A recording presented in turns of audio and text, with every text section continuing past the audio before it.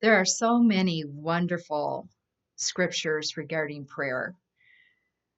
Continue steadfastly in prayer, being watchful in it with thanksgiving. Call to me, and I will answer you, and I will tell you great and hidden things that you have not known. Abide in me, and my words abide in you. Ask whatever you wish, and it will be done for you. Then you will call upon me and come and pray to me, and I will hear you. Rejoice in hope, be patient in tribulation, be constant in prayer. When we talk about igniting the fires of prayer in our cities, we must ignite the fire of prayer within ourselves. And sometimes that is a very intentional act of will, even amongst leadership. So many times we fall into the routine, and let's just keep it real. The needs are great. So a lot of times we can tip into fix it mode, maintain mode, and even vision casting mode. And we can come outside of the fire of prayer.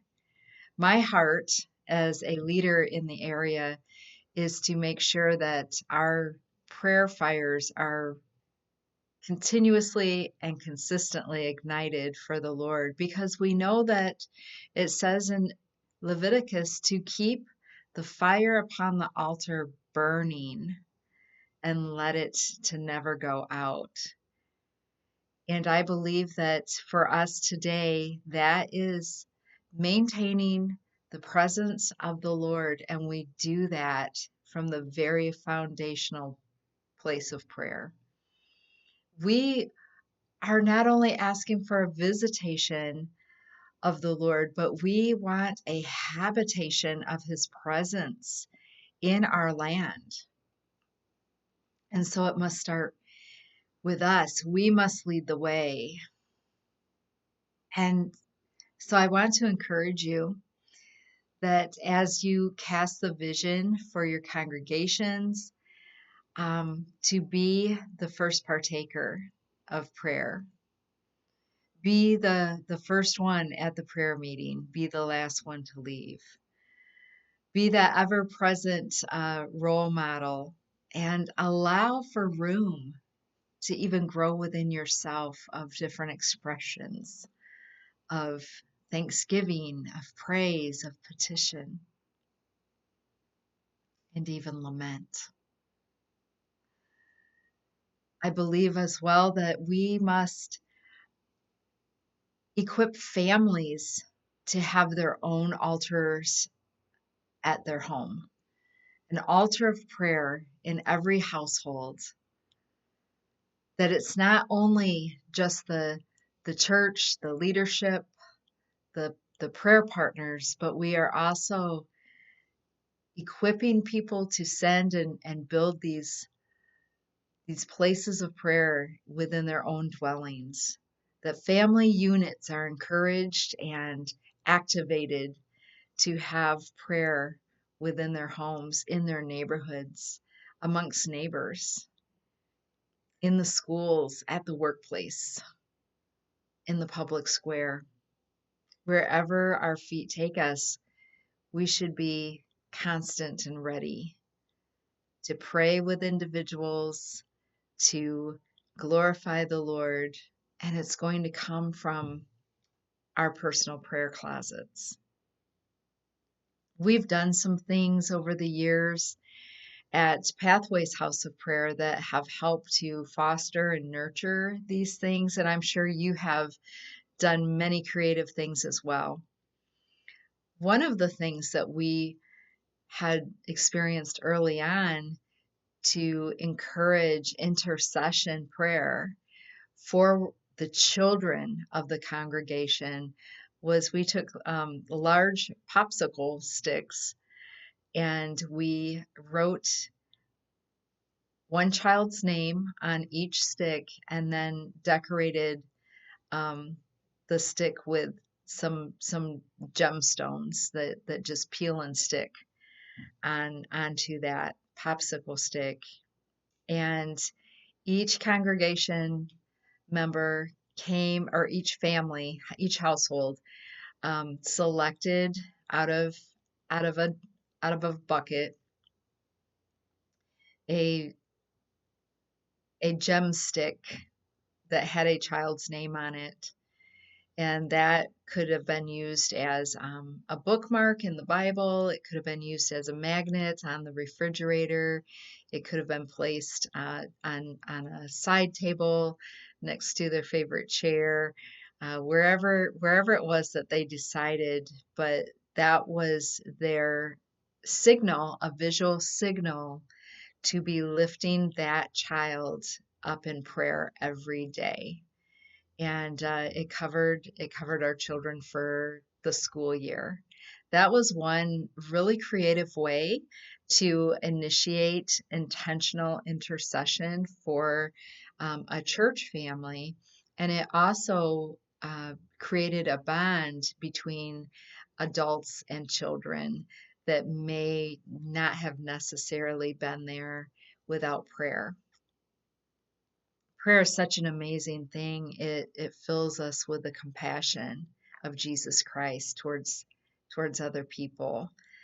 And another thing that we did was we opened a room in our church, and it was set aside for individual prayer. But we decided that we were going to go into a praying season, very intentional praying season as a congregation. And we did 24/7 prayer for a week. And we did this for several different seasons. And so, what it would look like was a sign up sheet for blocks of time. We're a smaller congregation, so we would take 2-hour blocks, and each one of us would tend that fire of prayer on the altar in our prayer room.